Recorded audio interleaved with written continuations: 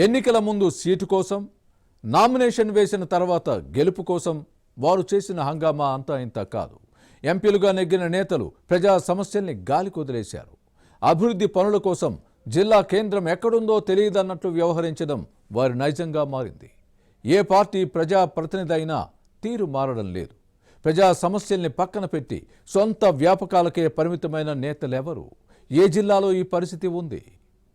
Was the story?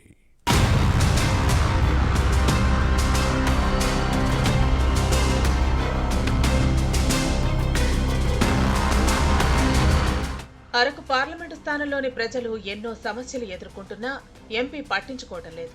ప్రస్తుతం YCP MP గుమ్మడి తనూజ ప్రాతినిధ్యం వహిస్తున్నారు. గతంలో పనిచేసిన ఫ్యాన్ పార్టీ ఎంపీలు గొట్టేటి మాధవి, కొత్తపల్లి గీతది ఇదే పరిస్థితి. కాంగ్రెస్ ఎంపీగా పనిచేసిన కిషోర్ చంద్ర సూర్యనారాయణ దేవ్ ఇందుకు మినహాయింపు కాదు. ఎవరూ కూడా ప్రజలకు అందుబాటులో లేరు. ఏరు దాటే వరకు ఓడమల్లన్న పిలుపుకే పరిమితం అవుతున్నారు. గతాన్ని పరిశీలించినా, వర్తమానం చూసినా అందరూ ఒకే తాన్లో ముక్కలుగా కనిపిస్తున్నారు.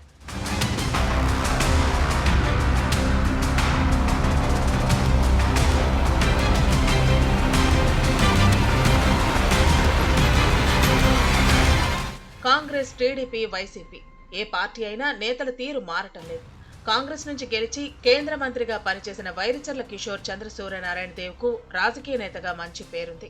కానీ ఎంపీగా గెలిచిన తర్వాత అందుబాటులో ఉండలేరన్న విమర్శలు ఎదుర్కొన్నారు. జిల్లా పరిషత్ సర్వసభ్య సమావేశాలతో పాటు ఐటీడీఏ పాలక మండలి భేటీకి హాజరయ్యేవారు కాదు. గతంలో పార్వతీపురం లోక్సభ స్థానం ఉండేది. కానీ నియోజకవర్గాల పునర్విభజన తర్వాత అరకు పార్లమెంటు సీటుగా మారింది.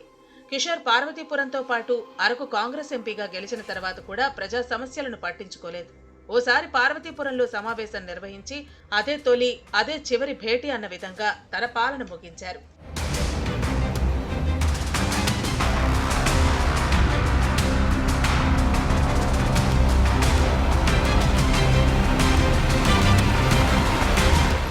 పార్వతీపురం నుంచి కాంగ్రెస్ ఎంపీలుగా గెలిచిన శత్రుచర్ల విజయరామరాజు, వైరిచర్ల ప్రదీప్ దేవ్ పరిస్థితి కూడా కిషోర్ కు భిన్నంగా ఏమీ లేదు.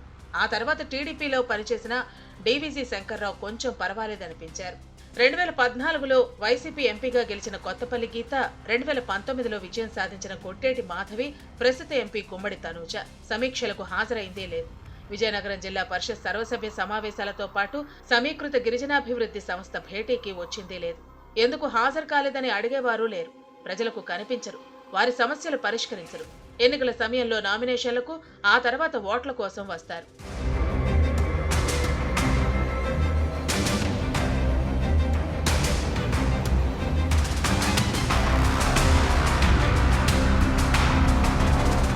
ఈ ప్రాంతంలోని ప్రజలు ఎన్నో సమస్యలు ఎదుర్కొంటున్నారు. కానీ ఎంపీలుగా పనిచేసిన వారు, ప్రస్తుతం పనిచేస్తున్న లోక్సభ సభ్యురాలు ఎవరూ ప్రజల గోడు వినలేదు.